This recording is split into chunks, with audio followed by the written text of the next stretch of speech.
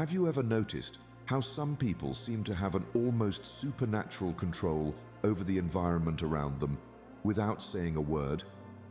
They don't chase, they don't explain, they simply withdraw. And suddenly, everything shifts. The energy changes, people lean in, respect appears out of nowhere. People don't value what's always available, and in that truth lies the key to reclaiming your peace. Because when you're constantly accessible, you're not being helpful, you're being drained. Quietly, repeatedly, emotionally. Why is it that the more available you are, the more invisible you feel? Could it be that you've been trained to abandon yourself just to be accepted? In this video, we expose the hidden cost of being endlessly available and how choosing strategic silence can transform your relationships, your presence, and your power. If you're going to get anything out of this video, just get this. You don't have to explain your absence to earn your worth. And don't miss the powerful Buddhist bonus lesson at the end. It could shift everything. Number 1, the power of withdrawal. Have you ever wondered why silence feels uncomfortable? Why being unavailable, even for a moment, stirs guilt? As if disappearing for a day means disappearing from life. We live in a world addicted to reaction. Every ping, every expectation, every demand tugs at you like invisible ropes.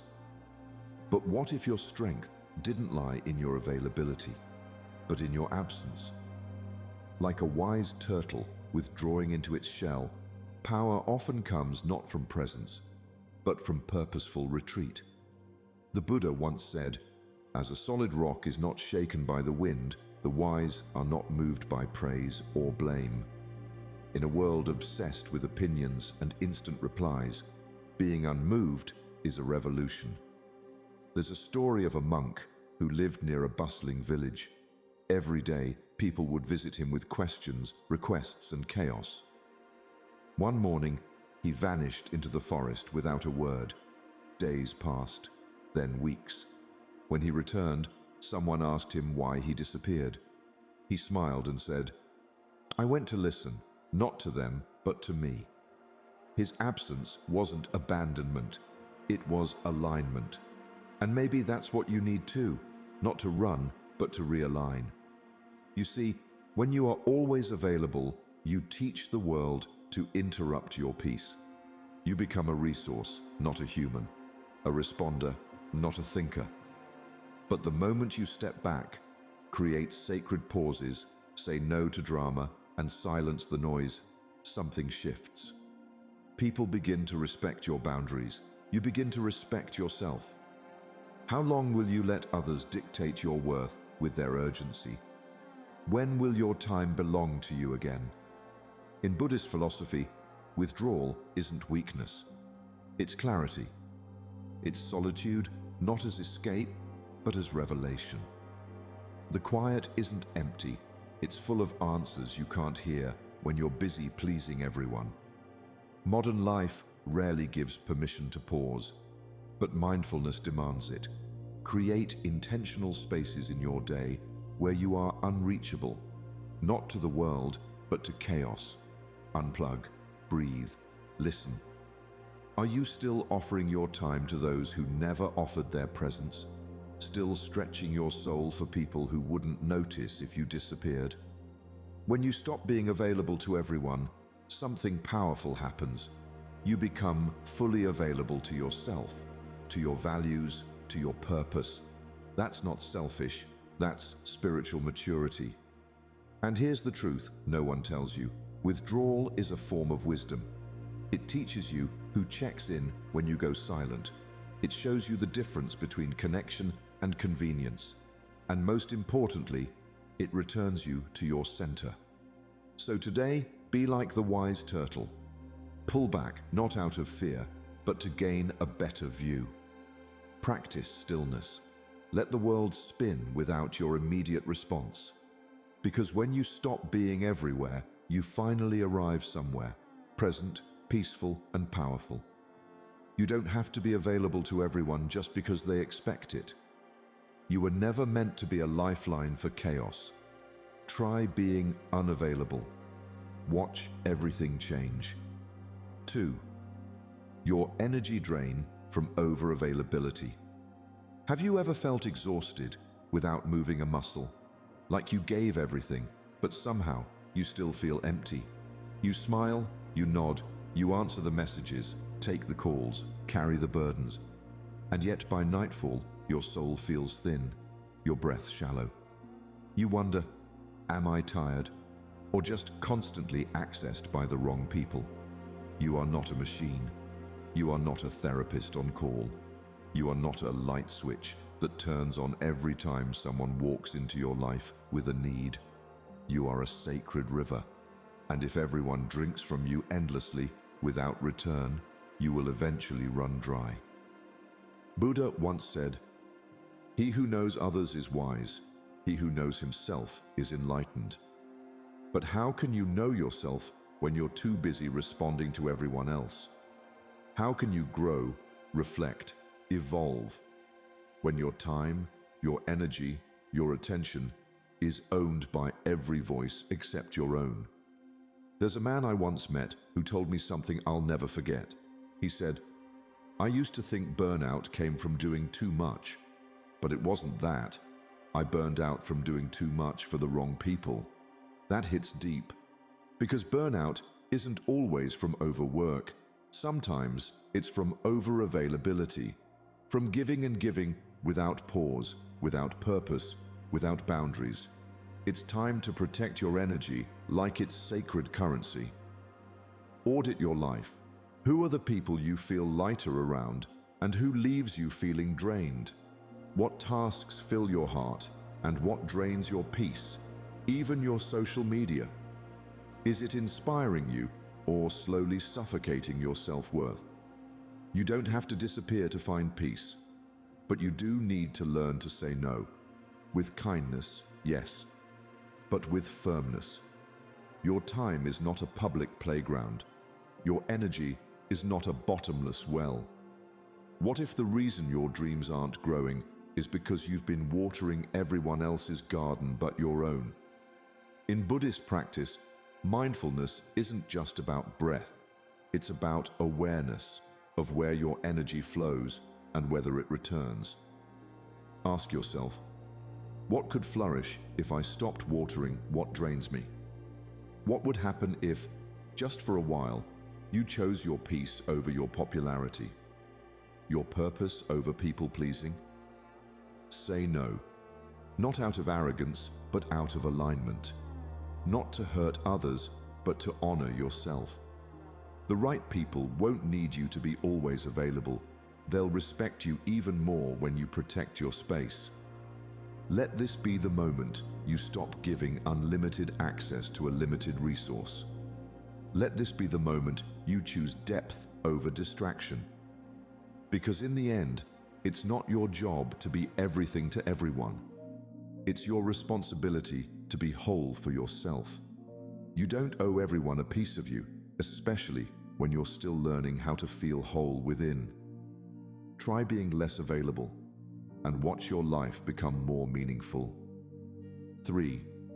The illusion of always being needed. Why do you keep showing up when no one asked you to? Why do you rush to fix, to explain, to offer, even when your soul whispers that you're tired? There's a silent illusion that so many carry, that to matter, you must always be needed. But what if being needed is not a sign of love, but a prison in disguise? Imagine a candle that never stops burning. Eventually, it melts into nothing, not because it wasn't useful, but because it never knew when to rest. The root of suffering is attachment, the Buddha taught. And one of the deepest attachments we carry is to being important in other people's lives. We cling to roles, the fixer, the listener, the helper, not realizing we're burning out just to prove our place. There was a woman who always said yes, to her co-workers, to her friends, to her family. She prided herself on being dependable, selfless, irreplaceable. But one day, Her body said no before she could. The stress, the anxiety, the silent resentment, they caught up. And she asked herself a question she had avoided for years. Who am I when I'm not rescuing anyone? That question changed everything. You are not your usefulness. You are not someone's emotional crutch. You are allowed to rest, to let others face discomfort, to let silence exist without rushing to fill it. Detaching from the need to always be on is not selfish. It's spiritual clarity. Somewhere deep inside, many of us confuse being needed with being loved. But if your worth is built only on what you can do for others, you'll never feel safe just being you. You'll spend your life performing for applause that fades. Are you willing to be misunderstood, even judged, to protect your peace? Are you brave enough to disappoint someone else in order to not abandon yourself? Buddhist philosophy doesn't teach us to fix everyone's pain. It teaches us to stop clinging to our own identities. Sometimes the need to help is just another mask for fear. Fear of being invisible, of being forgotten. But the truth is, you're allowed to step back. You're allowed to not be essential all the time. Let others grow through their discomfort. Let them solve their own puzzles. It's not cruel. It's compassionate detachment. And in that space, you find your real power, not in doing, but in being. Not in proving, but in simply existing with presence and clarity. Stop chasing the illusion of being irreplaceable. You are not here to hold everyone else together while you fall apart. Let go of the ego that whispers, if you're not needed, you're not loved. You were never meant to carry every burden to feel worthy. You don't have to burn endlessly to prove you shine. Step back, breathe. You are enough, even in stillness. 4. Define what truly matters. You can't be everything to everyone and still be true to yourself. That's the silent trap. Constantly pulled in every direction, saying yes because you don't want to disappoint, staying available because you fear being forgotten. But a compass doesn't spin for every wind. It holds steady, always pointing north. That's how clarity begins. When you decide what truly matters and let go of what doesn't. So ask yourself, are you spending your life on what's urgent or what's essential? There's a story of a man who built a garden. He watered every corner of it, trimmed every wild branch, tended every leaf. But over time, the soil became weak and the plants stopped growing. Why? Because his energy was scattered. He gave everything, everywhere, but nothing grew deep. Until one day, he chose 3 areas to nourish, just 3. The change was slow, but something powerful happened. The roots deepened, the colors returned. His garden flourished, not because he did more, but because he focused. That's your life. Buddha said, your work is to discover your world and then, with all your heart, give yourself to it. Not half your heart, not whatever energy is left after people-pleasing, all your heart. But that can only happen when you define what truly matters. Start by identifying your top 3 life priorities, just 3. Maybe it's your inner peace, your creative path, your spiritual journey, your relationships, your health. Whatever they are, let them guide your yes and your no. Because every yes is a trade, and if you keep trading time for things that drain you, you'll lose the very life you're trying to build. Next time someone asks for your time, your energy, your presence, pause. Ask yourself, does this request align with my dharma, or does it distract from it? That question alone can shift your life, because not everything that looks urgent is important. Not everything that's loud deserves your attention. This isn't about becoming cold, it's about becoming clear. You weren't born to be available to every demand, every invitation, every crisis. You were born to walk a path, and that path is narrow, sacred, focused. Not because you're selfish, but because you're awake. When you stop giving your time to what doesn't align, you create space for what does. Your energy returns, your peace deepens, your life begins to feel like your own again.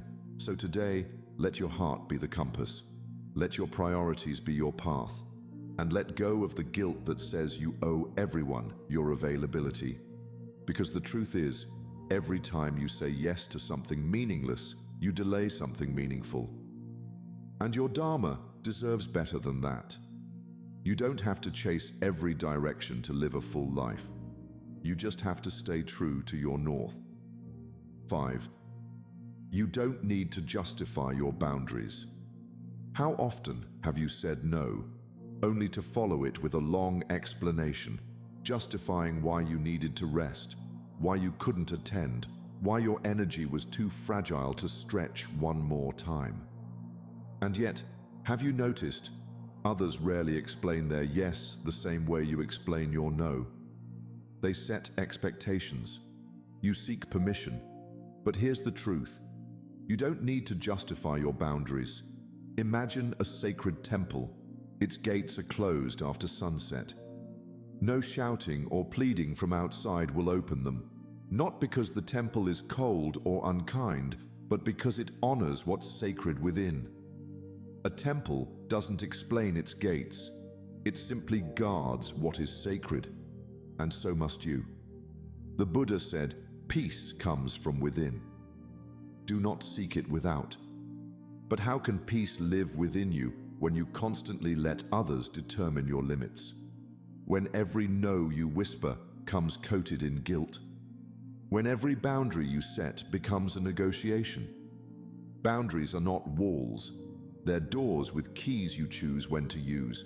They are not punishments, they are protection. And you have every right to protect your energy, your time, your spirit, without needing to explain why.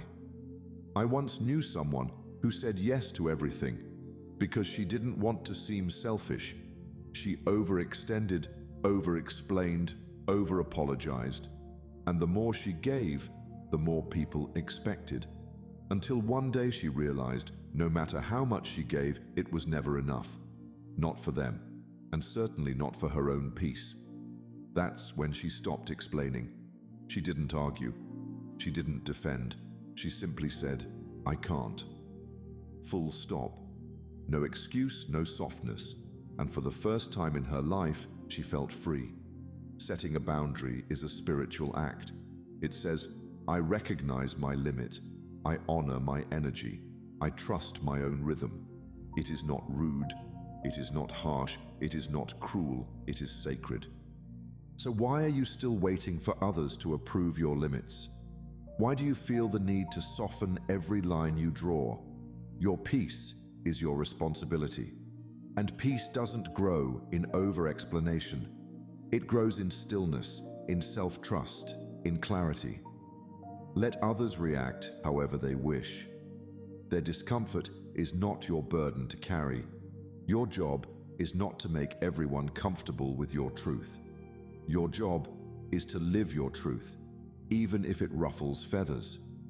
What if your boundary isn't rejection, but revelation? What if it's not the end of connection, but the beginning of self-respect? Start practicing silence after your no. Let it echo with confidence.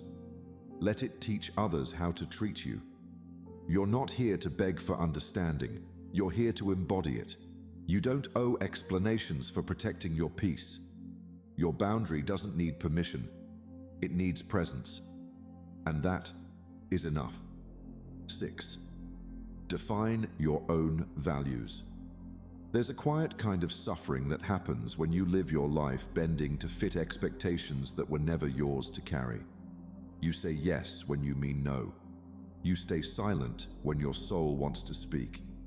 You overextend yourself, not because it aligns with your heart, but because it keeps the peace. But peace built on self-betrayal is not peace at all. A mountain doesn't bow to passing clouds. It stands anchored in truth. And so must you. Every day, you're faced with choices.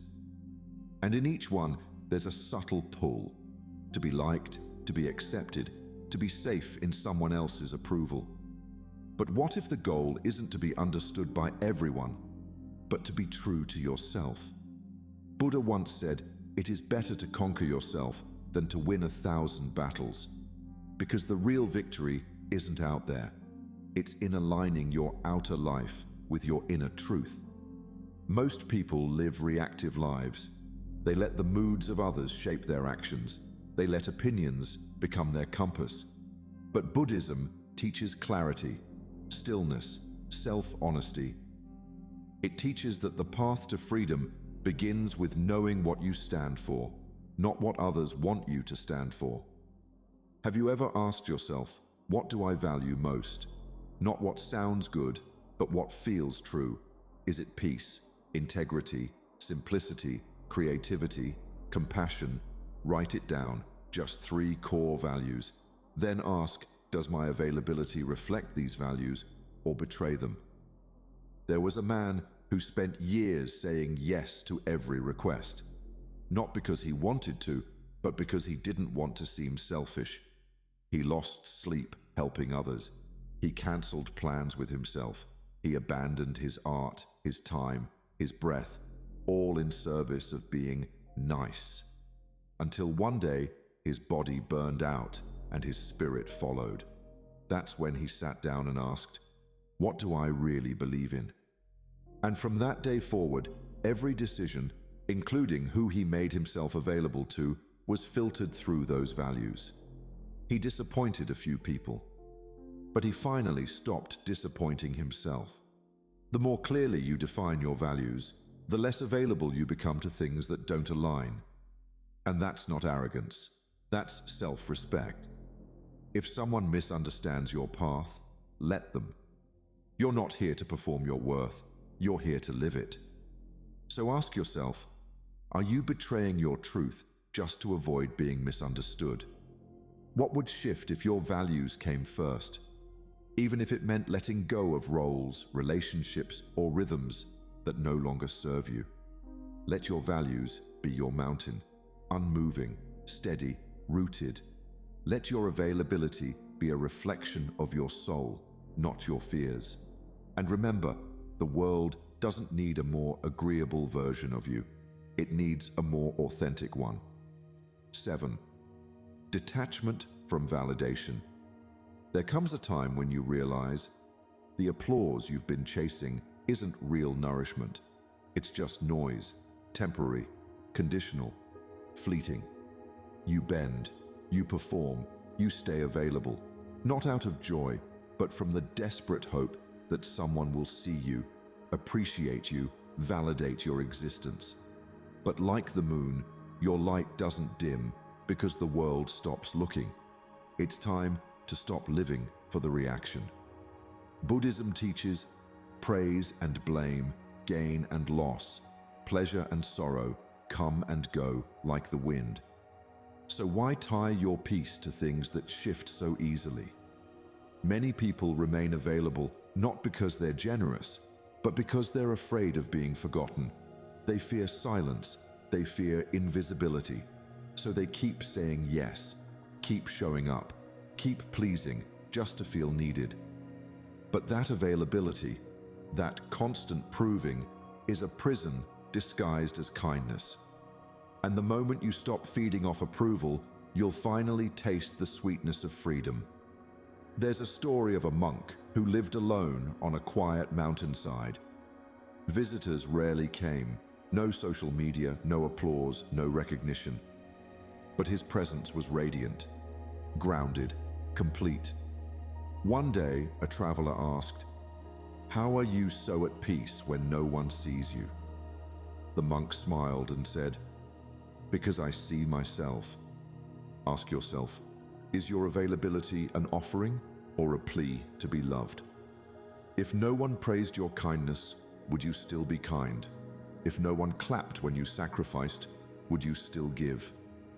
And if not, then who are you really doing it for? When you stop needing validation, you start becoming selective. Not out of arrogance, but out of alignment. You realize your energy is sacred, and sacred things are not put on display for approval. They are protected, revered, and offered with intention. Social media, relationships, even the workplace, all invite you to perform, to be liked, to be noticed. But true spiritual growth begins when you can sit in your own company without needing the world to clap for it. When being unseen doesn't make you feel unloved. When being misunderstood doesn't make you explain yourself. What if the people who don't see your light were never meant to? What if the silence wasn't rejection, but redirection? What if being uninvited meant being called back to yourself? Be okay with being overlooked. Be okay with walking away from applause that costs your peace. When validation is no longer your currency, peace becomes your wealth. You stop performing, you start being, you stop chasing, you start receiving. Detachment doesn't mean indifference.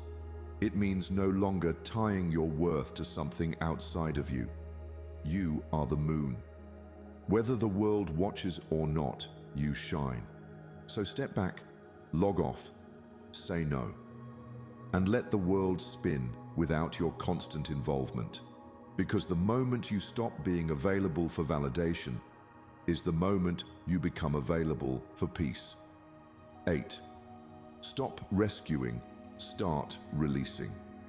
You were never meant to carry the world on your back, yet somewhere along the way, you started picking up pieces that were never yours to hold. Their emotions, their regrets, their chaos. You began rescuing people not out of strength, but out of guilt, out of fear that if you didn't hold everything together, everything would fall apart. But here's the truth. A bird that carries others cannot fly. And you were born to soar. There's a fine line between love and over-responsibility, between support and sacrifice. Buddhism teaches, to let go does not mean to get rid of.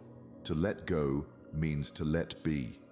This isn't about becoming cold, it's about becoming wise. You can care deeply without draining yourself. You can love without losing yourself in the process. Think of a time when you stayed up worrying over someone else's choices, when you gave advice that was never followed, when you felt guilty for saying no, even when your soul whispered yes. That wasn't compassion. That was attachment dressed in concern.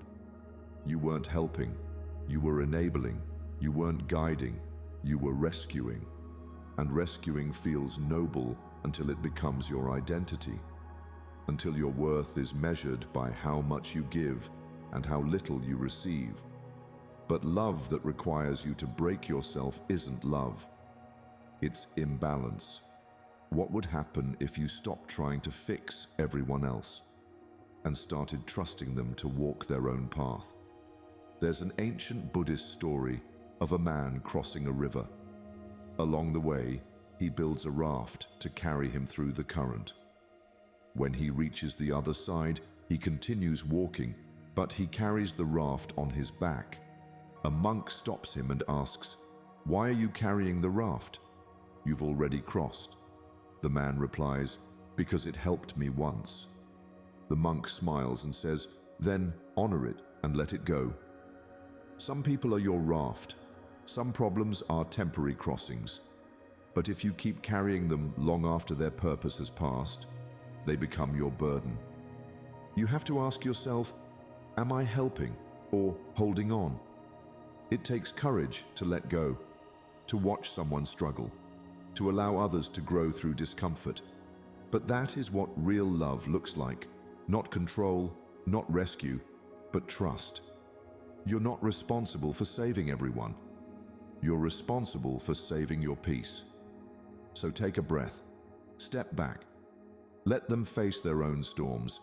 And when they rise, it won't be because you saved them. It'll be because you believed they could save themselves. That's the gift. That's the freedom. That's the letting go.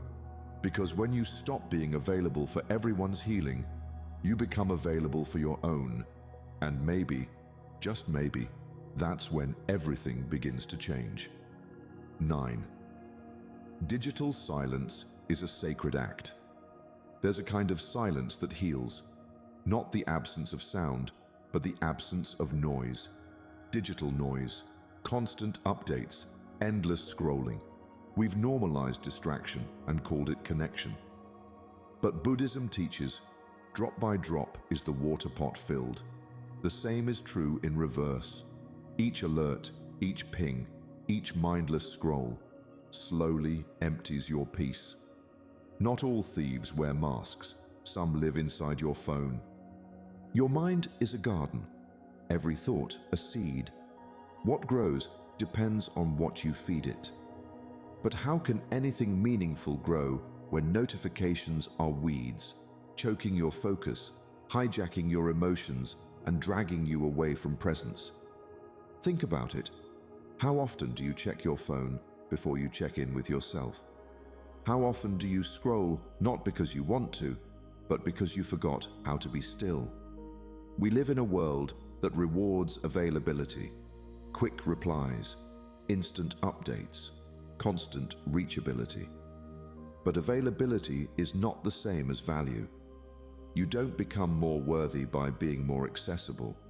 You don't become more loved by being more online. In fact, the more you're digitally connected, the more you risk being spiritually disconnected from your breath, your values, your soul. The path to clarity isn't found in more noise. It's found in sacred silence. What would happen if you started protecting your mornings like a monk? No apps, no endless feeds, just breathe, just awareness, just presence. Could you allow yourself a screen-free sunrise? Could you end your day with reflection instead of reels? It's not about abandoning technology, it's about mastering it. Use your phone as a tool, not a master. If it drains you, redesign your relationship with it. Remove the apps that trigger comparison. Silence the accounts that hijack your joy. Do you follow people or distractions? Do you scroll out of purpose or escape? There's a beautiful freedom in choosing digital silence, in scheduling time to not be reachable, in reclaiming your attention as sacred. That silence isn't empty, it's full of answers. In that space, you begin to hear your own voice again. You return to center. You begin to remember who you are without the influence of everyone else. Imagine this. Every morning, instead of grabbing your phone, you place a hand on your heart. You ask yourself, what do I want to feel today? You move from reactive to intentional. You live from the inside out. That shift is everything. Because when you stop being available to every buzz, beep, and trend, you become available to stillness. And in stillness, you don't just find peace, you become it. Your energy deserves protection. Your mind deserves silence. Your life deserves intention. So ask yourself, is your phone a tool or a master? And if it's stealing your presence, maybe the most radical act of self-love is this. Put it down, breathe, and return to the temple of now. 10. Choose inner stillness over outer access. Imagine a pond, its surface perfectly still, mirroring the sky above. Now picture the same pond disturbed by a stone, creating ripples that distort the reflection, turning clarity into chaos. This is how our minds often operate, constantly disturbed by external noise, by distractions, by the endless pull of urgency. But true clarity, true peace, comes when we allow the surface to settle, when we choose stillness over stimulation. Buddhism teaches us that stillness reflects truth, while turbulence only clouds our perception. In today's world, we're taught to respond quickly, to react to everything, emails, messages, demands. Urgency becomes our second nature. But what if this constant state of readiness is simply noise? What if your urgency isn't real, but a reaction to the outside world trying to control your inner peace? The need to always be available, to always respond immediately, can lead us into a cycle of stress, where our own voice gets lost in the din of external expectations. Buddha's wisdom offers a gentle challenge. Meditate, live purely, be quiet, do your work with mastery. These words point to a life where stillness, not availability, becomes the foundation. Instead of reacting instantly, you learn to pause. You learn to let things settle. In meditation, we don't chase thoughts. We observe them, allowing them to drift away. This is the practice of detaching from the noise of the world and finding your true center. Imagine the freedom that comes when you stop reacting immediately and allow your inner stillness to guide you. Think about it. When was the last time you chose silence over stimulation? When was the last time you sat in stillness, letting the world continue around you while you remained anchored in peace? Our constant need to be available and responsive can lead us to overlook the power of stillness. But in stillness, we reconnect with who we truly are. We see things clearly without distortion. The world can continue spinning, but we no longer feel the need to chase it. The more you embrace this stillness, the more you discover how much peace lies beyond the external world's demands. The truth is, you don't need to be available to everything in order to succeed. You don't need to constantly respond in order to be valuable. In fact, it's often in those moments of pause, in those moments of silence, that the most profound insights arise. So ask yourself, is your urgency real, or is it just the noise of the outside world trying to pull you in every direction? When you stop reacting impulsively, when you choose stillness instead, you begin to make decisions with clarity, not chaos. You begin to create a life that reflects your true values, not the demands of others. Choose stillness over access. Choose peace over pressure. Let your mind become like that still pond, reflecting truth in its calmness, unshaken by the turbulence of the world. 11.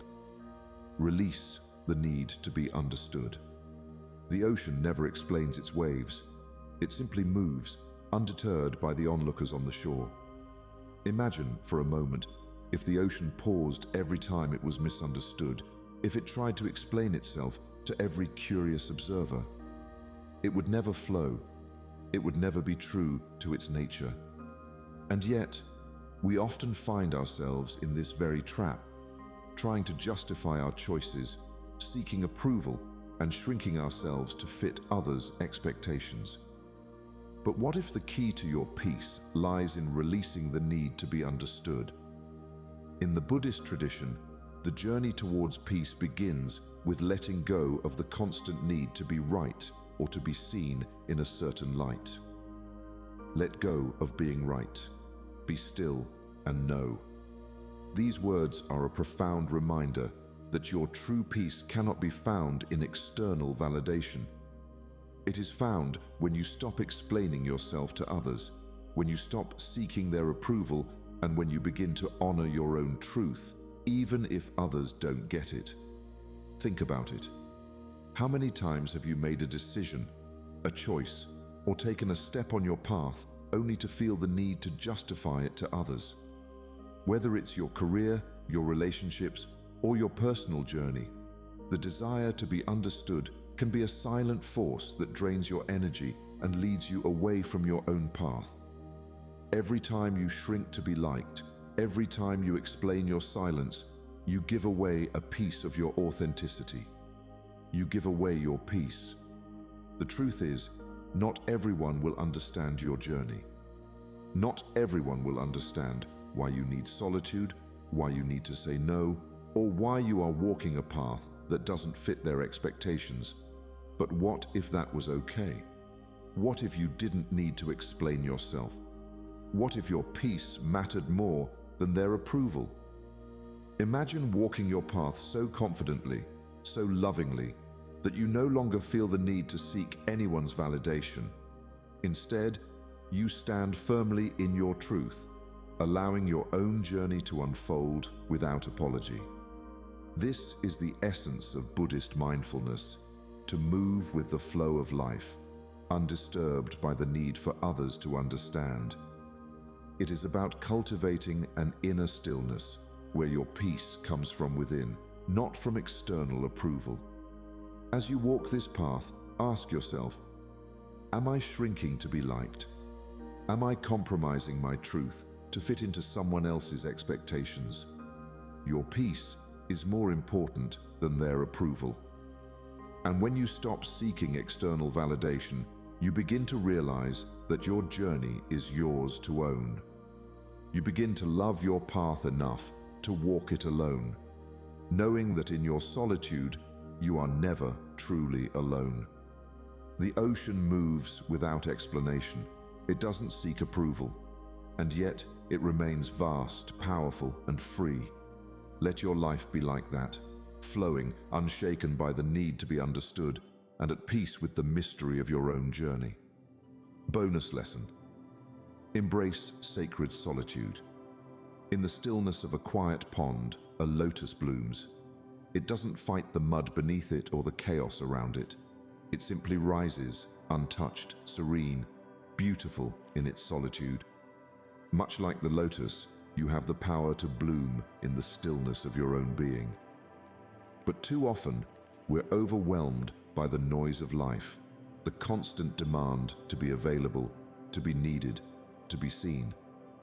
We forget that true growth often happens not when we're reaching outward, but when we turn inward. In Buddhism, solitude is not something to fear or avoid. It's a sacred space for healing and reflection.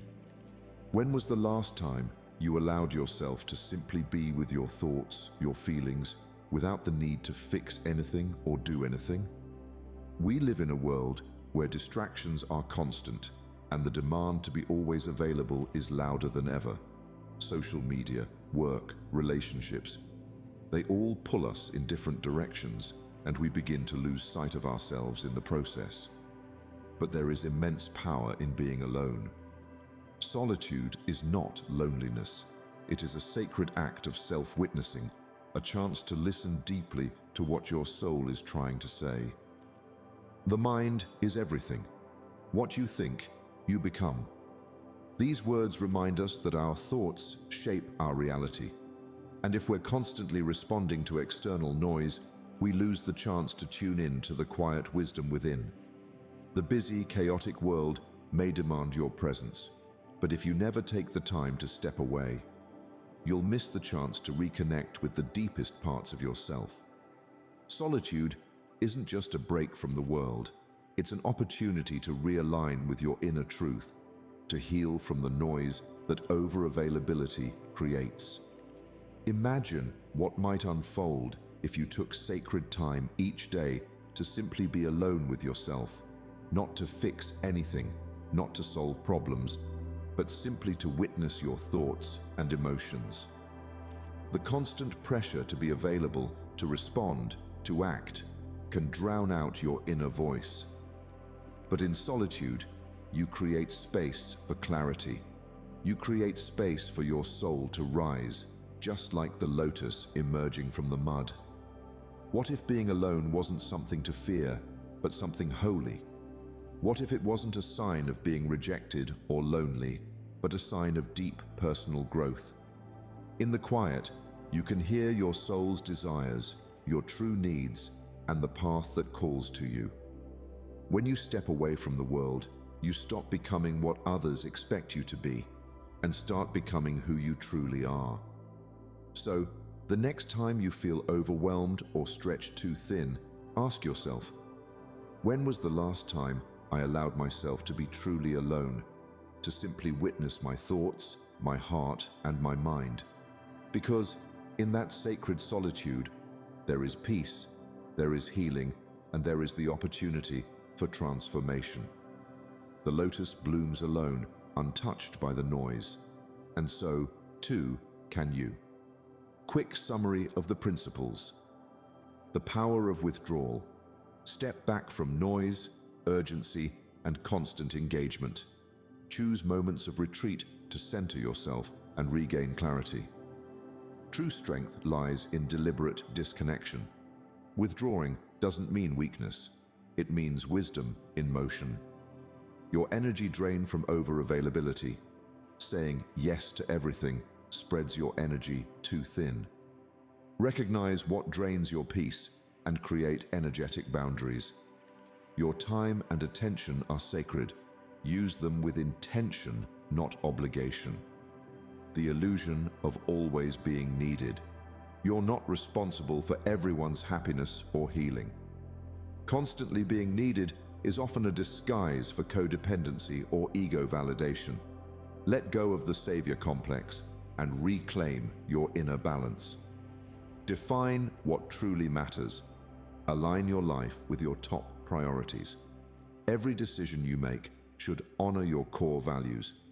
When your life is built around what truly matters, clarity and peace naturally follow. You don't need to justify your boundaries. You don't owe anyone explanations for choosing peace. Boundaries protect what's sacred, and you can set them without guilt or defense. Be clear, be kind, and stand firm. Define your own values. Your life must be shaped by your truth, not others' expectations. Stay rooted in your values, even if it means walking a path alone. Integrity begins with honoring your inner compass. Detachment from validation. Let go of the need to be liked, seen, or applauded. Seeking constant validation disconnects you from your authentic self. Real peace begins when your worth no longer depends on external approval. Stop rescuing, start releasing. You are not responsible for fixing other people's lives. Let others face their own lessons while you focus on your path. Supporting doesn't mean self-sacrificing. Digital silence is a sacred act. Technology steals your attention if you're not conscious. Create daily rituals of silence by unplugging from devices and digital noise. Presence is the new luxury. Protect it. Choose inner stillness. Over outer access, prioritize peace over performance. Inner stillness is where wisdom grows, while constant availability feeds stress. Silence allows your deepest truth to surface. Release the need to be understood. Not everyone will understand your silence, your no, or your healing. And that's okay. Let go of the need to explain and start walking in your own light. Embrace sacred solitude. Solitude isn't loneliness, it's spiritual alignment. Make time to be alone with your thoughts and soul. The more you return to yourself, the less you seek outside noise.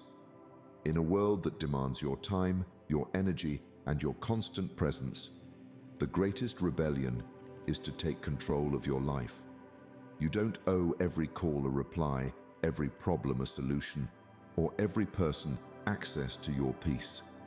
True power lies in choosing when to engage and when to walk away, without guilt, without apology. The mind, like water, reflects truth only when still. Most people never realize that over-availability is not kindness. It's often self-abandonment in disguise. When you stop being endlessly available to others, you become finally available to your own growth, your passions, your healing. This is how you rise, not louder, but clearer. Zen teaches us that when you let go of who you should be, you become who you truly are.